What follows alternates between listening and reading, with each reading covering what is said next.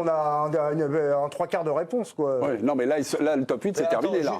Le jour du tirage au sort, toi, tu les mets favoris dans le Tu peux top 8? retrouver mes tweets, moi, j'étais sûr qu'ils n'allaient pas finir. Ah oui, mais tes tweets, c'est pas religieux. Non, mais si je l'ai tweeté, c'est que... Non, mais si Moi, par c'est que je exemple, le pensais, quoi. Moi, j'ai dit que non. Le jour Toi, du tu les tirage au voyais sort. top 8, toi? Non. Moi, si tu regardes mes tweets, t'en sauras jamais rien. J'ai dit 9, 10, 11. Mais moi, j'ai dit 9, 10, 11 en classement. Oui, donc c'est pas top 8, là, non. on est tous Non, mais d'accord, en fait. par Ils sont Avant, 16, là. Ils sont 16, ce soir, à peu près. Et là, ils jouent Bayern et City. Non, ils jouent l'Atlético Madrid. Bayern et City? Ouais, Bayern City, ouais. Faut deux, maintenant. Voilà. Et budget, c'est top 4. Ouais. Ouais, voilà. Donc on les attend dans le Non, top mais 8, après, forcément. il y a un décalage par rapport au budget, par rapport à ce que tu prétends être en Europe, et dire oui, ça va être difficile de finir dans les 8. C'est quand même la base de finir dans les 8. Non, non, ce soir, on le sait. Ce soir, c'est... Alors, il y a un problème. Quand tu as le budget du Paris Saint-Germain, les salaires du Paris Saint-Germain, tu dois être dans le top 8. Après, Quand tu as le budget et le salaire du Paris Saint-Germain, je suis d'accord avec toi que l'objectif, normalement, c'est d'être dans le top 8. Quand tu regardes aujourd'hui l'effectif du Paris Saint-Germain au démarrage de la saison, là, je rejoins plutôt Jérôme, je pense que ça ne s'impose pas forcément d'être dans le top 8. Tu regardes, il y a des effectifs. Non, mais Il y a attends. un mauvais travail qui est fait D'accord. là-dessus. Là-dessus, on peut être d'accord. Mais quand tu regardes les effectifs, je pense que l'effectif du Paris Saint-Germain, et je parle de 20 joueurs au départ de la saison, je ne pense pas qu'ils soient dans le top 8. Je pense qu'il y a plus de 8 effectifs qui sont meilleurs que le leur. Vous parlez du budget et des salaires. Mais vous corrélez ça, peut-être effectivement un mauvais travail. Est-ce que le jour de la fin du mercato, donc on va dire le 1er septembre, vous prenez le meilleur 11 possible parisien? Vous le mettez sûr dans le top 8? On le sait pas. Non, on ne sait pas, on n'est pas... mais vous dites c'est sûr, c'est qu'il y a des charges. Alors c'est... Non, mais disons que... C'est la base.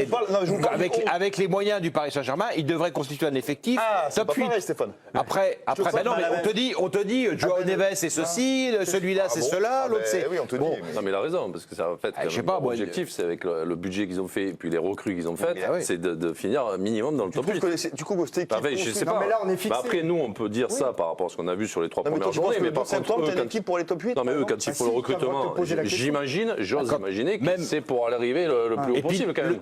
Il ne faut pas une équipe pour le 2 septembre, Jérôme, tu te dis quand même, le 2 septembre, moi je le dis le 2 septembre, Gérone, c'est fait à domicile, PSV Eindhoven, c'est fait à domicile, Arsenal, oui, tu as un doute, Arsenal extérieur, tu te dis voilà, mais tu peux pas te dire au bout de 3 journées de Ligue des Champions que tu vas avoir vu ce PSG-là, 3 matchs de suite, qui va finalement avoir 4 points sur 9 possibles. Non, moi même le 2 septembre, même avec cet effectif-là quand même, l'effectif de PSV Eindhoven, je veux dire, Luc de Jong, il a plus d'âge, il y a des le meilleur joueur du PSV était suspendu, la finalité, ils ont pas d'arrière gauche, ils ont pas d'arrière droit.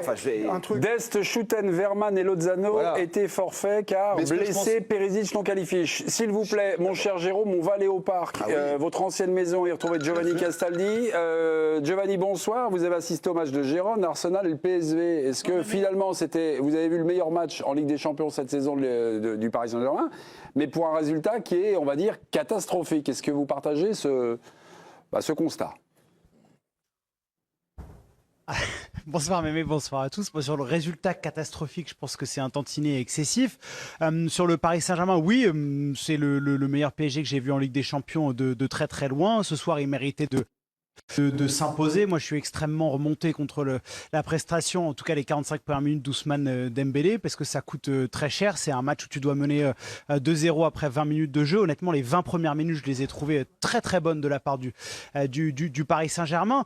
Arsenal, bon, il y avait 2 classes d'écart, il y a pas de souci là-dessus. J'entendais votre débat, vous parliez des budgets, des sommes dépensées, etc. Bon, on peut s'arrêter à une ligne de revenus, puis aussi on peut regarder les joueurs qui composent cet effectif. Je pense qu'il n'y a personne, quand il y a le calendrier qui est tombé et que vous voyez l'effectif du Paris Saint-Germain, qui peut envisager que cette équipe soit top 8 européen. Comme l'an passé, moi j'ai jamais pensé que cette équipe allait aller en demi-finale de Ligue des Champions. Donc on peut parler des budgets. Voilà, moi je trouve que c'est plus intéressant de parler de ce qui s'est passé ce soir sur la pelouse. On parle beaucoup de progrès ou non de cette équipe parisienne. Ce soir, j'ai vu un bon match des Parisiens dans le contenu et c'est assez intéressant, il me semble. Sur votre qu'ils soient en dessous les joueurs de leur niveau, c'est une chose.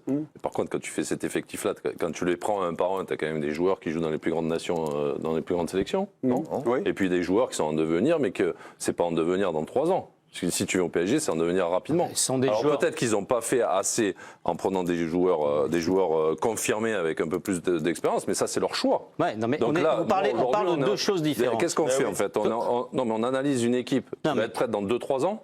Donc dans ce cas-là, ils sont en progression et ça peut-être qu'ils vont le faire. On parle de deux choses différentes. Quand tu as le PSG en main, tu n'es pas là pour être prêt dans 2-3 ans. D'accord. En fait. Tu fais un recrutement. Oui, mais pour que vous parlez joueurs pas avec Jérôme exactement de la même chose. Toi, tu parles du fait que le Paris Saint-Germain travaille mal dans le recrutement et que dans son projet sportif, forcément, il pas dit ça, moi, en tout cas, je le dis parce que tu peux pas considérer. Si tu regardes en effet, comme le disait Giovanni, la ligne budgétaire, ça c'est sûr que le Paris Saint-Germain travaille pas bien, puisque là pour le coup, il devrait être dans le top 8. Quand tu regardes, comme le disait Jérôme, le 11 titulaire au départ du Paris Saint-Germain au démarrage de la saison, au tirage au sort de la Ligue des Champions, moi je pense pas que cet effectif-là, ce 11-là de départ, il soit dans les 8 meilleurs 11 de départ de la Ligue des Champions. Il y en a beaucoup qui lui sont supérieurs, et je pense même assez nettement supérieurs. Mais par exemple, tu trouves que l'effectif de Monaco est supérieur à celui du PSG? Et on ne parle pas de Monaco quand on parle des équipes qui seront au-dessus. Évidemment, il est possible d'avoir des meilleurs résultats que ton effectif. Le jeu de Monaco, c'est pas le même que celui du PSG. Mais bien sûr, après, il y a d'autres questions qui rentrent en ligne de compte. Est-ce que Luis Enrique en tire le meilleur parti? Est-ce que c'est pas trop rigide? Est-ce que cette équipe-là, elle peut pas être à des moments donnés dans un carcan? Mais moi, je peux pas. Quand au démarrage de la saison, même si on peut ne pas aimer, pas la faute que sur l'entraîneur. Quand on peut ne pas aimer Mbappé, mais c'est quand même un joueur, on va dire, de classe mondiale, même si en ce moment quand même un peu moins qu'avant, tu le perds et tu le remplaces pas. Donc tu n'as plus le joueur qui va te mettre 40 buts dans la saison, comme tous les grands clubs européens à peu près en ont moins. C'est leur choix. C'est-à-dire un choix d'espérer, comme j'ai entendu, qu'il espère avoir plusieurs joueurs qui mettent même moins de buts, mais qui soient assez équilibrés. Ça ne se résume pas à PSG avec Mbappé ou sans Mbappé. C'est pas ça. La limite, c'est un débat. Moi, j'y pense même plus quand je vois les matchs du PSG. C'est pas ça. Mais qu'est-ce que cette équipe a comme. Moi, je me suis demandé tout le match, finalement, c'est quoi le point fort du Paris Saint-Germain? Qu'est-ce qui, quand on joue le PSG, on se dit on a peur de quoi? Là, il y a qui je suis bien d'accord avec toi. Et je réponds pas à la question. On en parlait tout à l'heure, c'est-à-dire que le milieu de terrain du Paris Saint-Germain, dans le projet de jeu de Luis Enrique, c'est lui qui doit te porter sur le toit de l'Europe. Donc avec ce milieu-là, tu es censé dominer dans le jeu tous les grands clubs européens. Moi, je pense pas. C'est eux qui ont fait ce recrutement. Je suis bien d'accord avec toi. Moi, je ne pense pas. Donc il y a un problème structurel au départ. Non, mais il y a une tromperie sur la marchandise, là, parce qu'on nous a promis quand même que le collectif, c'est ce que j'ai entendu, allait compenser le manque de talent individuel. Je peux vous mettre sur pause? Parce que non, je vais vous mettre sur pause, on va regarder une archive. On est juste avant le début de la saison. Voilà. Donc Mbappé est parti, conférence de presse de Luis Enrique, on est le 15 août, on a la veille du début de la saison qui va être entamée au Havre, tout près de chez Stéphane. Donc Mbappé est parti, est-ce que vous voulez enrôler un grand numéro 9, un grand attaquant? Écoutez la réponse de Luis Enrique, parce que vous allez voir que la réponse finalement va peut-être illustrer ce qui ne s'est pas passé ce soir. On y va, Luis Enrique, le 15 août dernier.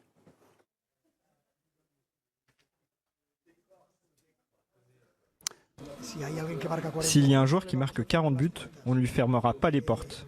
Mais avec le recul, je préfère en avoir 4 qui en marquent 12, ça fait 48, c'est plus que 40.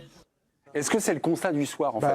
Est-ce que Luis Enrique, par rapport à ce qu'il nous dit, c'est le cap, c'est sa vision sportive. Parce que si t'en as un qui en met 40, mais si t'en as un qui met 40 et puis t'en as quand même autour, ils mettent pas 0 but dans la saison. Donc non, mais à la sortie, tu les as les 3-4 qui t'en mettent entre 7, 8, 10. Donc par contre, tu n'as pas celui qui t'en met 40.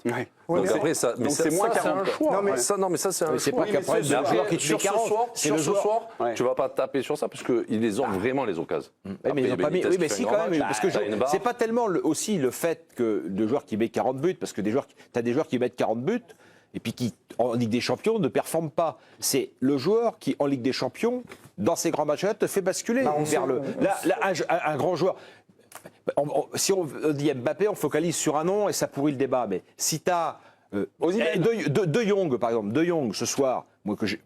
Là, c'est pas le meilleur De Jong, mais De Jong, l'occasion qu'a Dembélé, tu lui donnes l'occasion de Dembélé, elle est au fond. Alors des charges, elle est au fond. Oui, c'est vrai. Tu perds Ramos très rapidement. Ça, d'accord. Moi, je pense que ce joueur-là, alors peut-être pas 40-50, mais ce joueur-là, c'est quand même assez clinique devant le but. Mais est-ce qu'il serait titulaire ? Donc sur certaines occasions, moi je pense que ça aurait été mieux fait que. Qu'est-ce qui vous fait croire que moi je vois des gestes, notamment par exemple l'an dernier à Marseille, les buts qu'il met, tu vois de suite que c'est un vrai buteur. On parle de Ramos.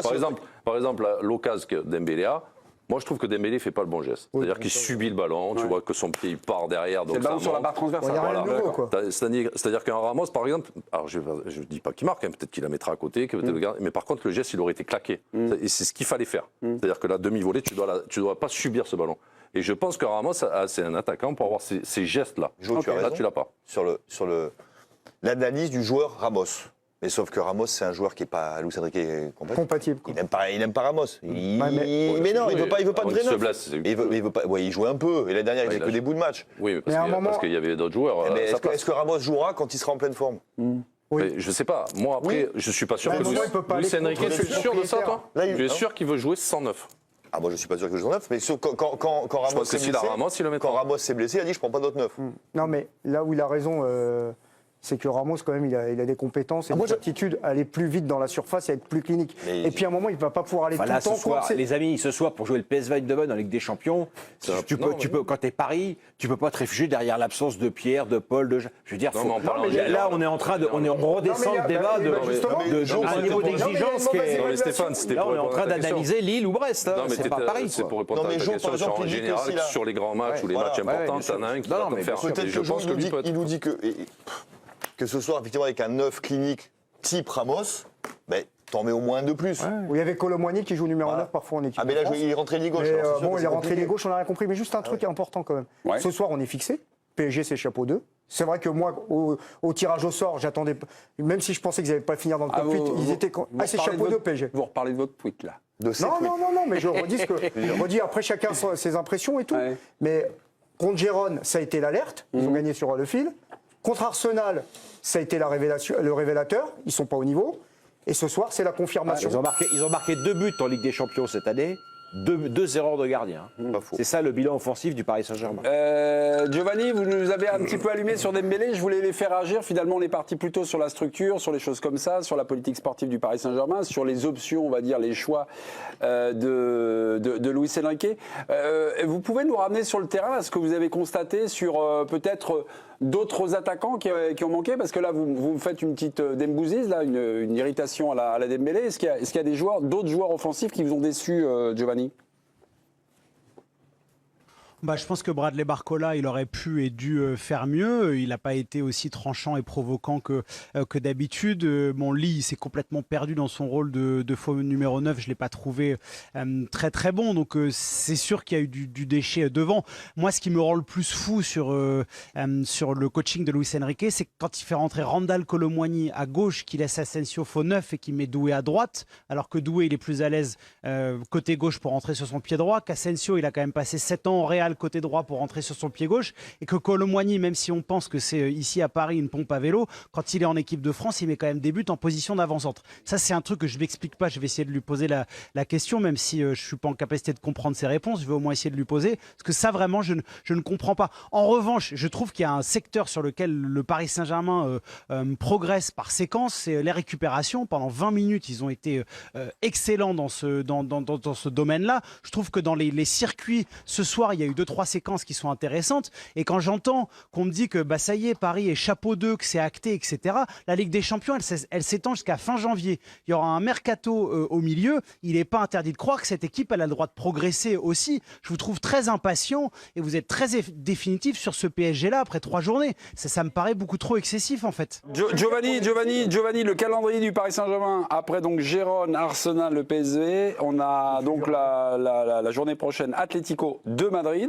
Puis après un petit voyage dans un petit club bavarois, le Bayern, Salzbourg, ça pourrait aller. Et puis après réception de Manchester City et un voyage du côté de Stuttgart. Je peux revenir avec Joe une seconde, Mémé? Ah oui, Joe, on a toujours les droits du Joe Castaldi. Joe, c'est tout va bien. Tu l'as vu Allez-y. Mais quelque part, on partage le même constat, puisque toi-même, tu es d'accord avec moi pour dire que même toi, en septembre, tu pensais que Paris n'était pas un candidat évident au top 8. Donc là, on n'est pas très sévère. On dit juste que ce soir, c'est la confirmation que le top 8 cette saison s'éloigne déjà de manière peut-être définitive. Je rebondis. Est-ce que tu partages ça? Ah, pardon.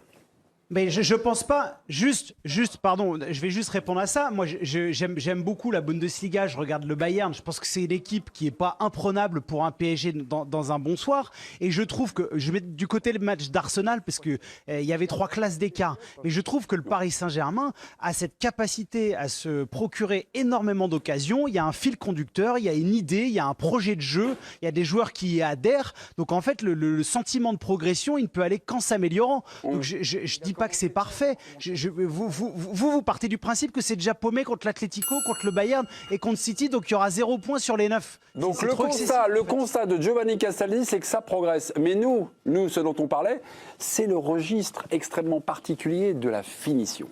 Voilà, la finition, on va dire, c'est comme les inconnus disaient le bon et le mauvais chasseur. Est-ce que la finition, tu l'as ou tu ne l'as pas? Exemple de Dembélé qui devient un buteur, on va dire, un peu plus régulier cette saison. Mais si tu fais l'analyse des attaquants du Paris Saint-Germain, on a du Randal Colomani, on a peut-être du Barcola, peut-être le meilleur buteur de cette équipe, on a Asensio. Ça marque pas beaucoup. Il n'y a aucun de tous ces joueurs qui, dans leur carrière, ont marqué beaucoup de buts. Il n'y en a pas. Donc Dembélé, si on imagine, et moi je trouve qu'il a fait des progrès, je sais bien qu'il est détesté sur ce plateau, moi je trouve qu'il a fait des progrès. J'étais même déçu de le voir sortir. On ne le déteste pas, il nous désespère. C'est du dépit amoureux, Etienne. Oui, mais c'est du dépit amoureux. Il y a toujours de l'amour. C'est vrai. Tu les vois où les progrès ce soir là, devant le but? Moi je vois. Non, attends, je te parle pas des progrès devant le but. Là où il a voulu enrouler, elle est partie 15 mètres à côté du but. Je suis d'accord avec toi sur ce. Non, mais c'est bien comme ça que je commence mon propos en disant que si on attend de Dembélé aujourd'hui que ça devienne un buteur, ça ne deviendra jamais. Moi, là où je vois des progrès de Dembélé, c'est sa capacité pendant 90 minutes à faire. Mais ça, il l'a toujours fait. Non. Si, non, à chaque fois non, mais moi, sur 90 minutes, il n'avait pas cette capacité d'accélération. Je trouve qu'il a gagné en intensité physique. S'il dribble, il rate, il continue. Ça, par contre, on ne peut pas lui enlever. Il continue tout le match, même s'il rate. Ça, tu ne peux pas lui enlever. Mais après, là où il a progressé, c'est qu'il enchaîne les matchs. Oui, c'est-à-dire que là, on le voit, il joue tous les matchs. Non, mais c'est du jamais vu. Il garde un jeu incroyable. Mais on ne va pas toujours focaliser tous les débats sur Dembélé comme s'il y avait que ça comme souci. Parce que si tu regardes les autres joueurs du Paris Saint-Germain, si tu penses, on met le curseur. Parce qu'on me parle, c'est les top joueurs européens. Donc moi, je le juge par rapport aux top joueurs européens. Donc on est dans quelle catégorie en fait, Dembélé? Mais moi, je suis d'accord avec toi, Joe. Donc on ne va pas faire un débat d'une heure là-dessus. Je suis d'accord que c'est pas le top premier budget d'Europe, on a l'exemple de chapeau 2. Paris, on les regarde comme une équipe en devenir, tranquille, ils se préparent. Mais qui dit ça? Mais tu nous prêtes des propos qu'on n'a pas tenus. Si vous dites le 2 septembre arrive, on n'a pas d'attente particulière. Top 8, non. Ok, d'accord. Donc on attend du PSG que ce soit un 8e de finaliste de Ligue des Champions au mieux. Mais bon, pas nous. Non, mais c'est Leipzig, maintenant. Saint-Germain, moi, je voudrais savoir par quel fonctionnement intellectuel on arrive à cette exigence-là vis-à-vis de ce club-là. C'est invraisemblable. Mais quand tu vois la ligne d'attaque, quand tu vois la ligne d'attaque du Paris Saint-Germain au début de la saison, tu te dis que c'est une des meilleures lignes d'attaque. Je te dis pas ça. Moi, je regarde. Moi, je suis pas fait des pronostics. Je regarde un club qui nous vend un discours, qui nous achète des joueurs, qui constitue un effectif, qui nous vend un projet. Tu essaies de mettre des oppositions là où il y en a pas. Je me dis, est-ce qu'ils ont réduit la masse salariale de 30% cette année, qui expliquerait qu'ils soient encore en retrait? Stéphane, ils continuent d'acheter des Colomani, T'as envie de faire le débat tout seul et de faire ta démonstration tout seul. Tu fais des oppositions là où il n'y en a pas. Je suis complètement d'accord avec toi sur ce constat-là, sur le fait qu'il y a un travail. Sans toi, mégalomanise un peu moins l'émission. Mais je mégalise rien du tout. Ne sens pas à chaque fois que je parle visé, c'est pas le sujet. Là, je te parle pas de toi. Je parle de l'attente autour du Paris Saint-Germain. Est-ce que le Paris Saint-Germain nous vend et que nous on gobe? Ah oui, on a une équipe de 23. T'engages que ceux qui les croient. Stéphane. Tant pis. Giovanni Castaldi. Moi, je trouve que le bilan du PSG après 3 journées en Ligue des Champions, et pourtant on sort d'un match qui était plutôt meilleur que les précédents, c'est pas normal. C'est pas normal. Non, mais c'est pas normal par rapport aux adversaires. Si tu as joué City, Bayern, Arsenal, tu te dis. S'est imposé comme le héros du match entre le Real Madrid et le Borussia Dortmund lors de la 3e journée de la Ligue des Champions. Grâce à une performance exceptionnelle au Santiago Bernabéu, le jeune Brésilien a inscrit un triplé en seconde période, permettant à son équipe de décrocher une précieuse victoire.